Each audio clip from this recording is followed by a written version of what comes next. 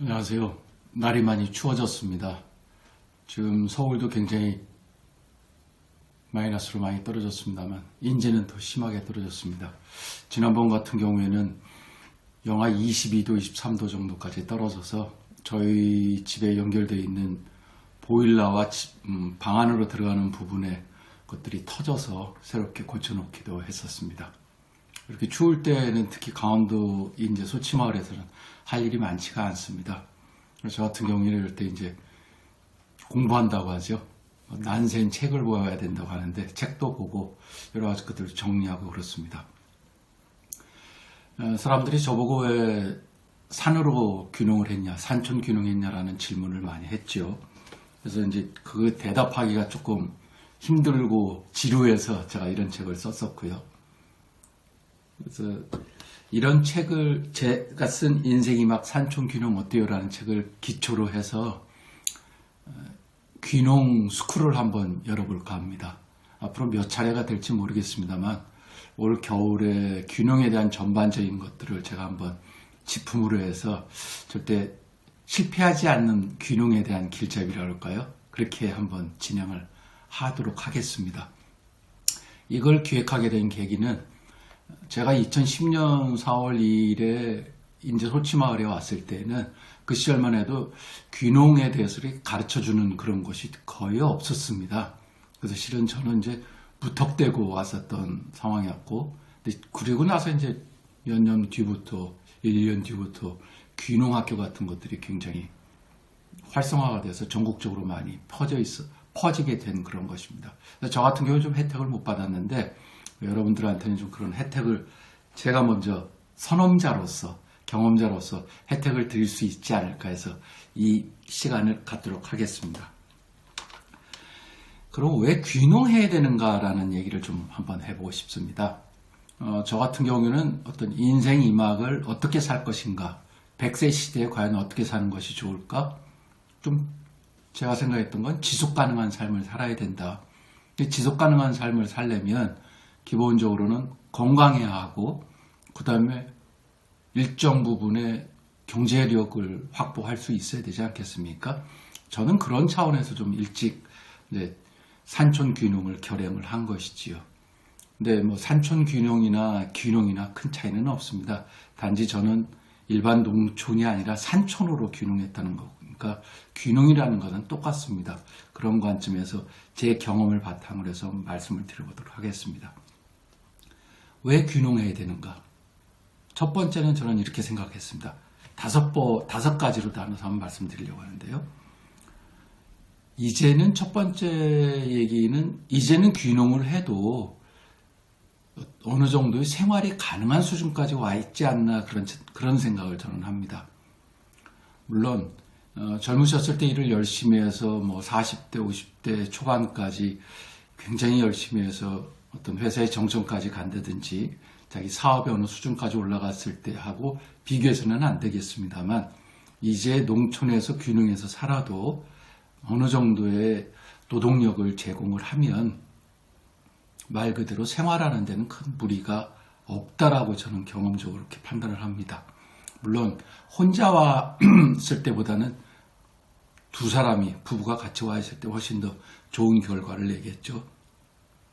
이전에는 뭐 귀농해봤자 뭘 어떻게 해야 될지 먹고 사는 문제가 해결되지 않았는데, 요즘에는 이제 그런 부분이 많이 해결되어 가고 있다는 게 첫 번째고요. 두 번째는 첫 번째 이유와 거의 비슷한 선상에서 이제 도시에서의 생활을 한계라고 사람들이 많이 인식하게 되었다라고 저는 생각을 합니다. 그러니까 뭐 10평짜리 아파트에서 25평, 33평 이렇게 쭉쭉쭉쭉 해봤더니 아직 경험해보지 않은 젊은 분들도 포함됩니다만, 그게 그렇게 크게 내가 살아가는데 인생이 행복해지거나 그렇지 않다라는 걸 아마 이제 깨닫고들 계신 것 아닐까.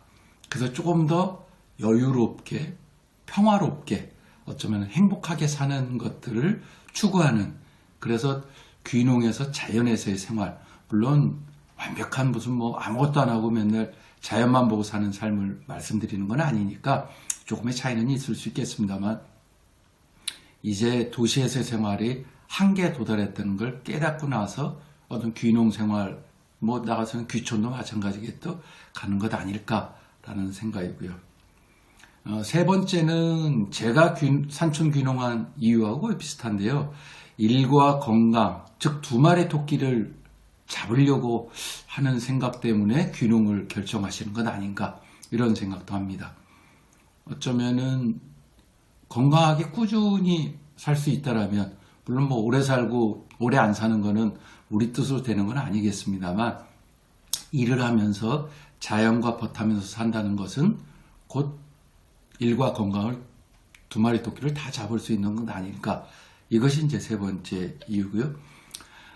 네 번째는 전 개인적으로 뭐 어렸을 때 4학년 때까지 초등학교 4학년 때까지 시골에 살았습니다만 농사 짓는 일은 하지 않았습니다. 저희 선친께서 교직이 계셨기 때문에. 그런데 이제 그때 보면 대부분 다 도시로 특히 서울로 지금 이제 수도권에 많은 인구가 몰려 있는데 조금 저는 개인적으로 그런 생각을 했습니다. 이제 농촌이나 어촌이나 산촌, 자기가 떠나온 고향, 자기가 떠나온 곳을 향해서 이제 보답해야 될 때는 아닐까? 이런 생각도 하고 있습니다. 거기서 받아 먹고 도시나 서울에서 살았었죠. 물론 서울에서도 열심히 살았긴 했겠습니다만 그러다 보니까 내가 태어나고 내가 어렸을 때 자라났던 그런 부분을 버렸다 그럴까요? 뭐 좋은 표현 같지는 않습니다만 나를 자라게 한 어떤 자양분을 끊임없이 제공해 줬던, 어떻게 생각하면 저희 부모 세대, 저희 조부 세대 그분들이 열심히 일을 해서 농사를 지어서 바다에서 산에서 일을 하셔가지고 자녀들을 도시로 보내게 됐었던 거 아닐까요? 그럼 이제는 그분들이 고생했던 그 땅과 그 지역을 위해서 젊은이들이 뭐 젊지 않아도 좋습니다만 그 농촌, 어촌, 산촌을 위해서 뭔가 되돌려 드려야 되는 시점 아닐까. 저는 그런 생각도 해봤습니다. 다섯 번째는 좀 더 큰 의미로 저희가 해야 될 일을 말씀드린다면 어떤 균형 발전을 이룩하게 하기 위해서 우리가 더 많이 귀농해야 되는 건 아닌가. 저처럼 산촌 귀농하고 농촌으로 완벽하게 귀농하고 어촌으로 귀여하는 거죠. 하는 것. 이런 것들을 통해서 결국에는 우리나라가 이 한반도가 좀 더 균형적으로 발전하고 우리 후손들이 그런 어떤 사랑 안에서 살아가는 것 아닌가 이런 생각합니다. 가끔 저희 때 보면 이제 60년대, 70년대 수출역군, 산업역군들 이런 얘기 많이 들으셨잖아요.